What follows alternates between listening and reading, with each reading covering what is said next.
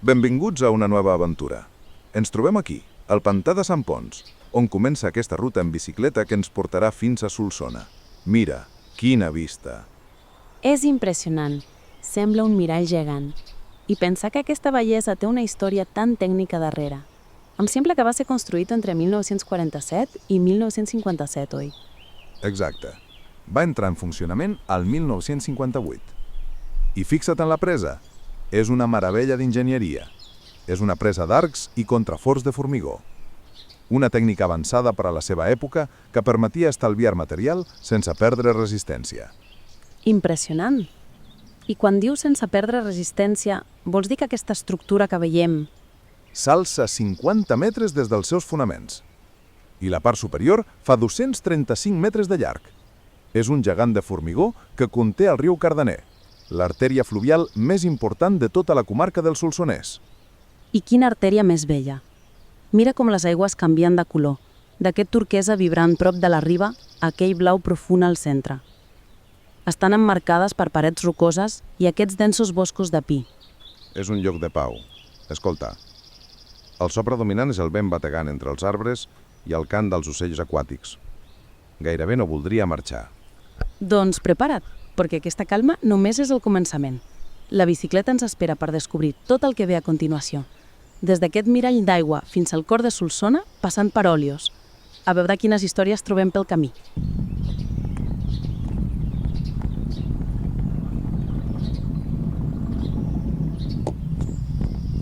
Marxem de la presa i només començar a pedalar ens trobem amb la Caseta del Pantà, una guingueta on en període vacacional pots prendre begudes i relaxar-te amb les vistes. També en lloguen caiacs i pots gaudir d'una ruta per les aigües del pantà.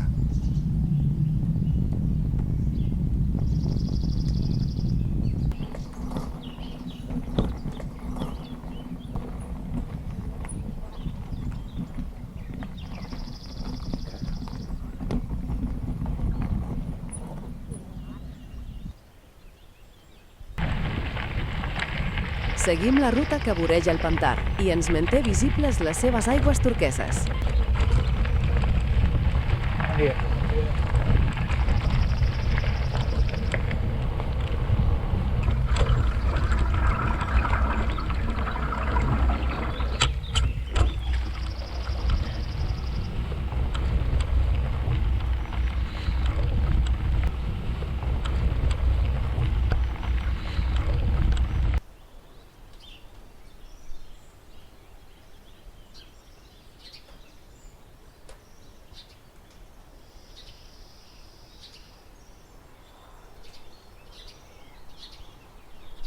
Des d'aquí ja podem veure les runes de Sant Ponç de Joval, on hi farem parada després.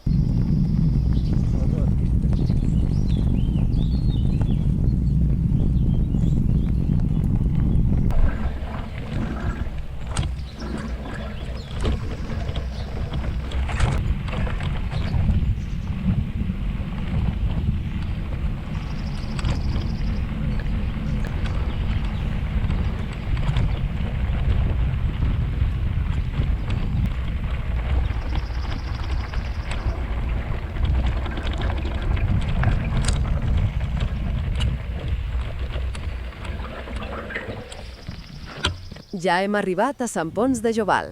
Què són aquestes runes?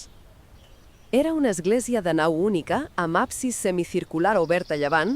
Només es conserva el mur de migdia, on hi havia la porta d'entrada, amb arca dovellada de mig punt. L'obra és més aviat senzilla, pedres escairades a cops de maceta i pedra tosca. Cal remarcar les formes arrodonides del frontis. En l'estat en què es troba, es fa difícil precisar-ne una cronologia, bo i més tenint en compte que el seu tipus és extremadament comú, tant al segle XI com al segle XII. Però certs detalls, com el treball dels seus paraments i les motllures de l'arrencada de la volta, permeten de situar la seva construcció dins el segle XII, tot seguint les formes del segle anterior.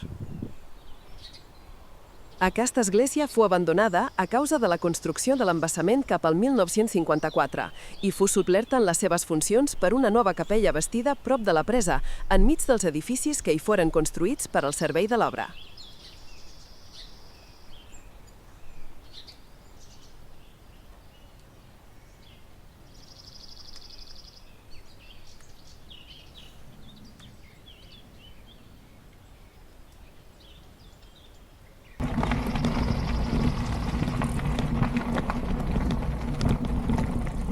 Seguim la ruta pel pantà.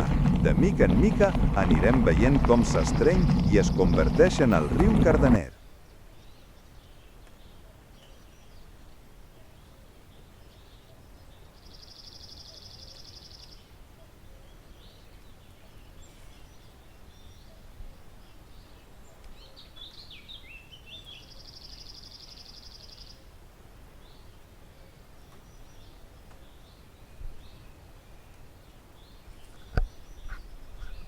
Quines vistes! Quins colors! Un paisatge espectacular!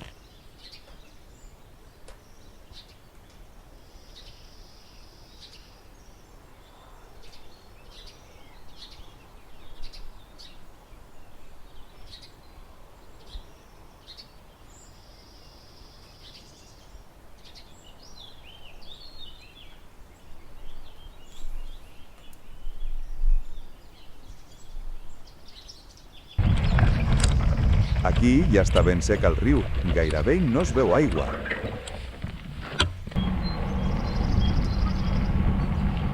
Ara ens dirigim cap a Ulius, un lloc molt interessant.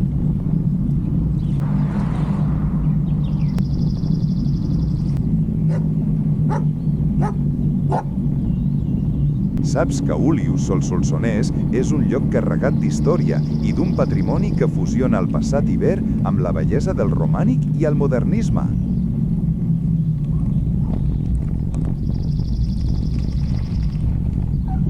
L'església de Sant Esteve és el cor històric del conjunt monumental.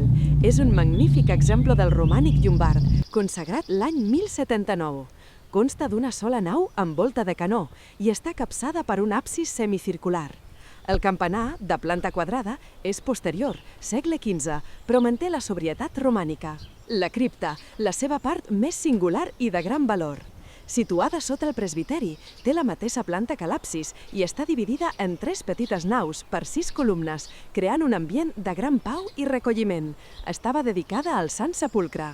Als camps adjacents a l'església hi trobam les restes d'un assentament molt més antic, que ens transporta al segle III abans de Crist, datat aproximadament entre el 300 i el 190 abans de Crist. Està configurat per un petit nucli d'hàbitat protegit per una modesta muralla. El tret més característic del jaciment és la gran quantitat de sitges trobades, més de 100 en algunes fonts, que eren forats excavats a terra per emmagatzemar gra. Aquesta concentració fa pensar als arqueòlegs que podia ser un centre d'acumulació d'excedents de cereals per a la comercialització amb els pobles de la costa, més que un simple poblat de subsistència. A pocs metres de l'església romànica hi ha un contrast arquitectònic sorprenent, un cementeri modernista, únic a Catalunya per la seva concepció.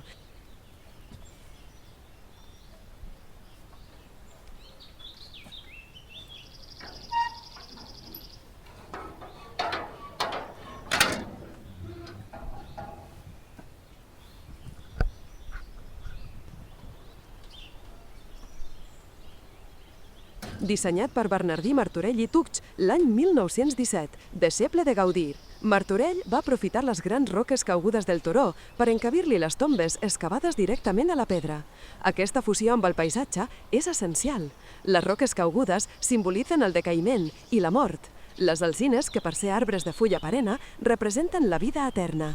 És un potent símbol de vida i mort en un cementeri cristià. La façana presenta un arc en punta i a l'interior es troben creus i escultures de pedra d'un marcat estil modernista i gaudinià. És un model d'expressivitat i fantasia dins l'art funerari.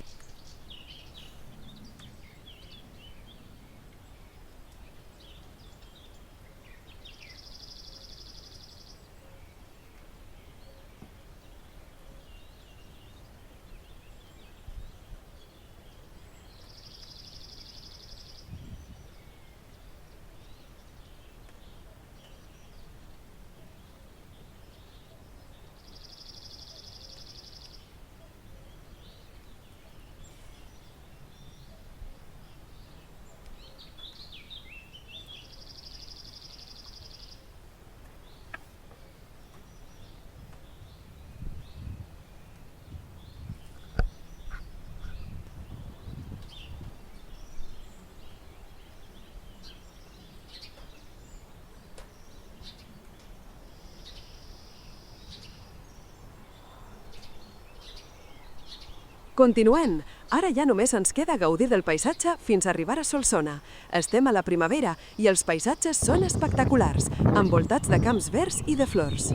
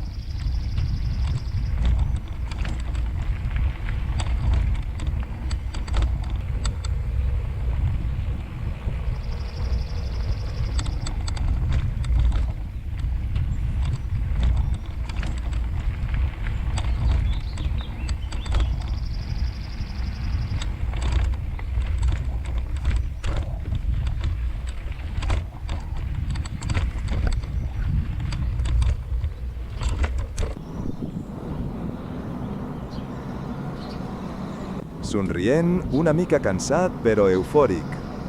I final de trajecte, ja som a Solsona. Les cames ho noten, Pujar fins a Òlios pla seu premi, però valia tant la pena. Mireu, des del silenci del pantà, passant pel mirador de pedra d'Òlios fins a la vida d'aquesta plaça. Ha estat un viatge que és una mica com la vida mateixa. Pujades que et deixen sense aler, descensos que et fan volar i paisatges que et roben el cor. Moltíssimes gràcies per venir-te'n amb nosaltres en aquesta ruta. Espero que t'hagi fet ganes de carregar la bici i venir a descobrir-la per tu mateix. I a tu, sí, a tu que ens estàs veient.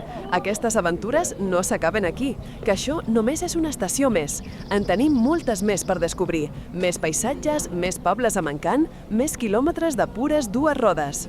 Així que, si us plau, no us oblideu de subscriure-us al canal. Cliqueu aquest botó i la campaneta perquè no us perdeu cap de les properes aventures. Us ho prometo, no us defraudarem. Moltes gràcies per acompanyar-nos. Fins ara i fins la propera pedalada.